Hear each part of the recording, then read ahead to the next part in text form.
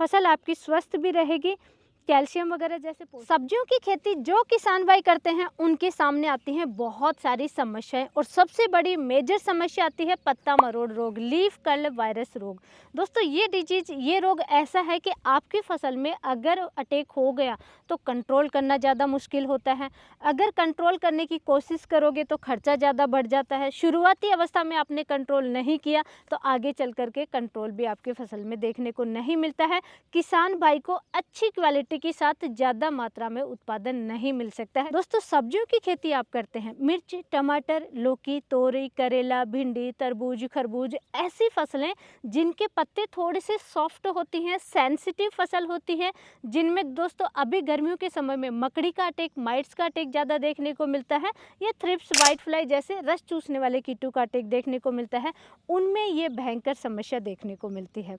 आपको पहले से ही ऐसे कुछ कार्य करने हैं जिसकी वजह से पत्ता मरोड़ रोग विशेष तौर से आपकी फसल में नहीं आना चाहिए।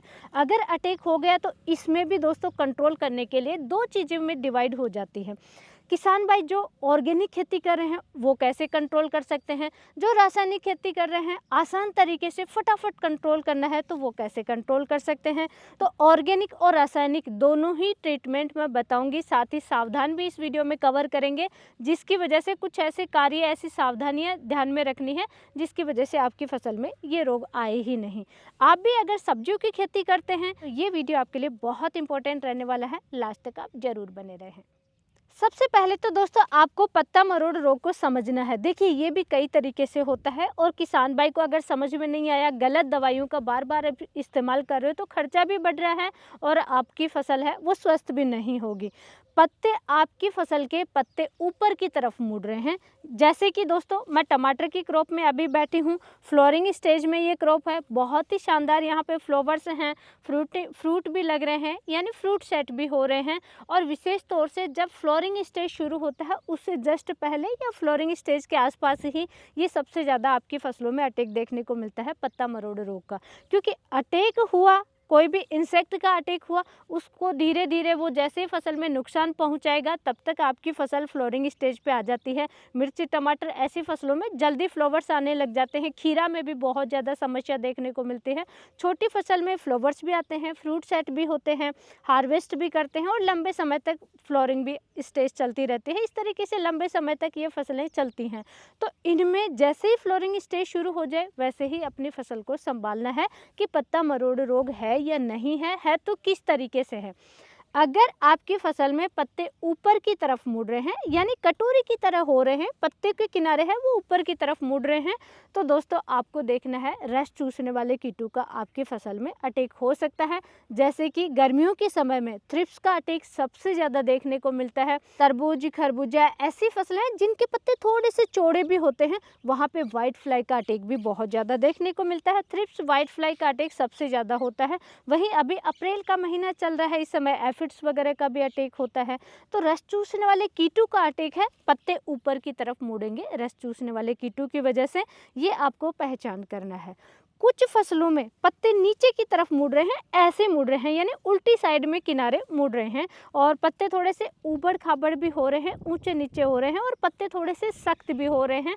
तो ये होता है दोस्तों मकड़ी के अटैक की वजह से, माइट्स के अटैक की वजह से। माइट्स का अटैक भी दोस्तों जैसे कि येलो माइट है, रेड माइट है, येलो रेड माइट है, अलग अलग तरीके की मकड़ी होती हैं, उनके अटैक की वजह से होता है। किनारे अगर नीचे की तरफ मुड़ रहे हैं तो वो मकड़ी का अटैक है, ऊपर की तरफ मुड़ रहे हैं तो रस चूसने वाले कीटों का अटैक है। फसलों की बात की जाए, कौन कौन सी फसलों में दोस्तों पत्ता मरोड़ रोग की समस्या सबसे ज़्यादा देखने को मिलती है, तो दोस्तों ऐसी फसल जिनके पत्ते थोड़े से सॉफ्ट होते हैं, सेंसिटिव फसल होती है, उन सब फसलों में इसका अटैक देखने को मिल सकता है।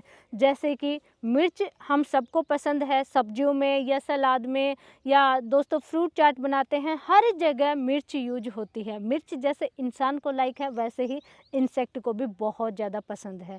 तो सबसे ज़्यादा मिर्च, शिमला मिर्च में अटैक होता है रस चूसने वाले कीटों का, थ्रिप्स और व्हाइट फ्लाई का।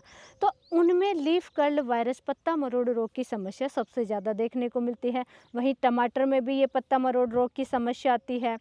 तरबूज खरबूज में भी बहुत ज़्यादा वाइट फ्लाई वगैरह का अटैक बहुत ज़्यादा देखने को मिलता है, तो वहाँ पे भी ये समस्या देखने को मिलती है।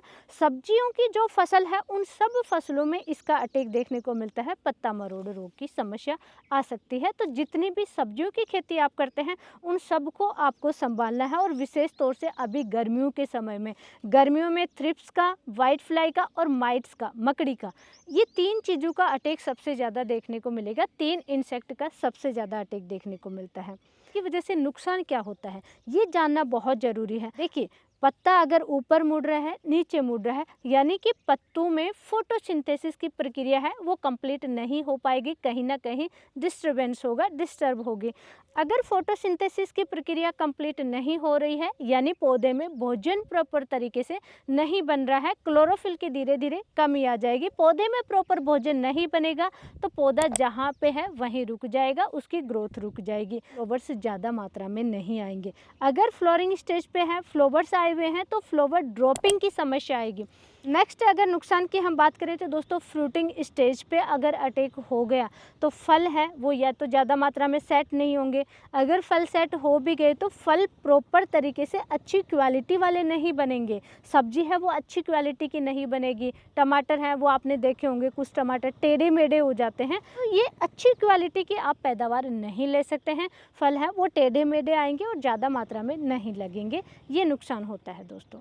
अब दोस्तों, आपकी फसल जैसे आपने लगाई है उसके बाद में ऐसे क्या कार्य करने चाहिए जिसकी वजह से कीटों का अटैक नहीं हो और आपकी फसल बिल्कुल स्वस्थ रहनी चाहिए, यानी कि पहले से ही आपको ऐसा क्या कार्य करना है, कौन कौन सी सावधानियां आपको ध्यान में रखनी है।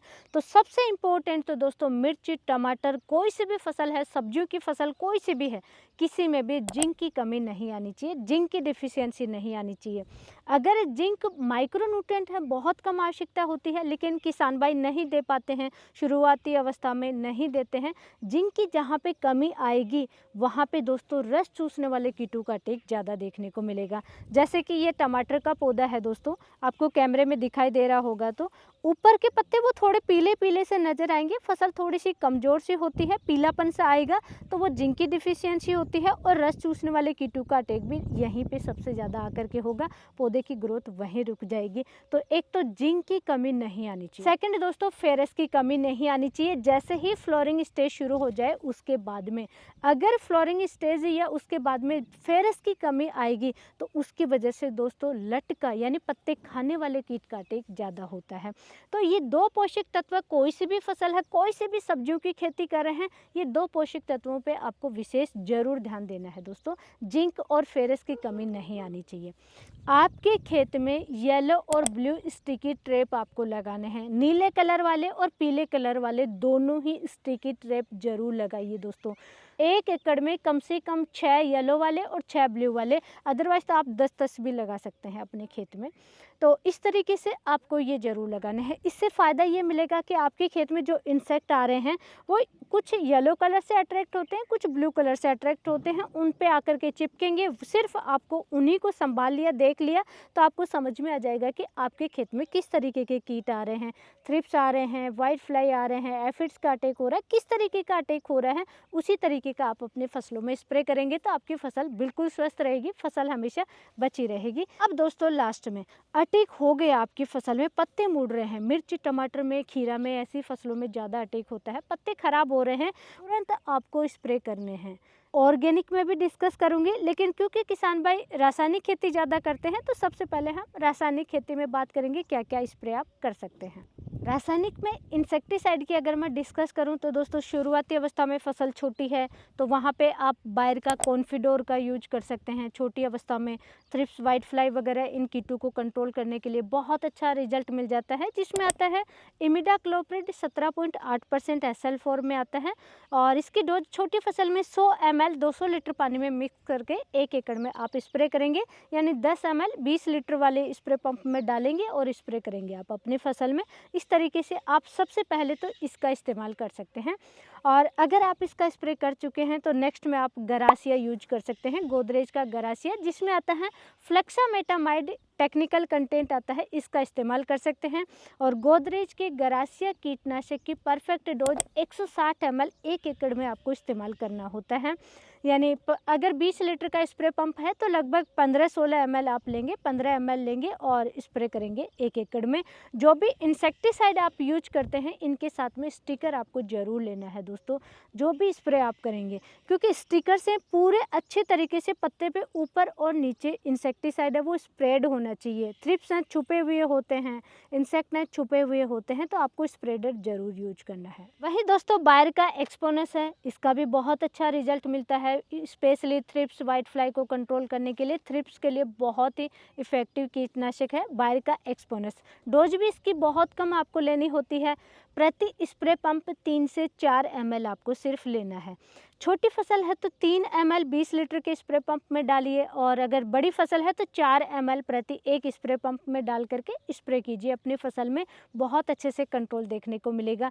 लेकिन पहले हल्के कीटनाशक लीजिए, फिर अगर अटैक हो रहा है, अटैक हो चुका है या फिर आपकी बड़ी फसल है तो फिर आप थोड़े से हैवी कीटनाशक का इस्तेमाल कीजिए। इस तरीके से अपनी फसलों को आप सुरक्षित रख सकते हैं। आपकी फसल में अटैक है या नहीं है, आपको ज़रूरी कार्य करना है। हर 15 दिन से 20 दिन के बीच में एक स्प्रे निकालना है कीटनाशक। अब बात करेंगे लास्ट में दोस्तों ऑर्गेनिक। जो ऑर्गेनिक खेती करते हैं वो किसान भाई कैसे कंट्रोल करें, उनके सामने बड़ी समस्या देखने को मिलती है।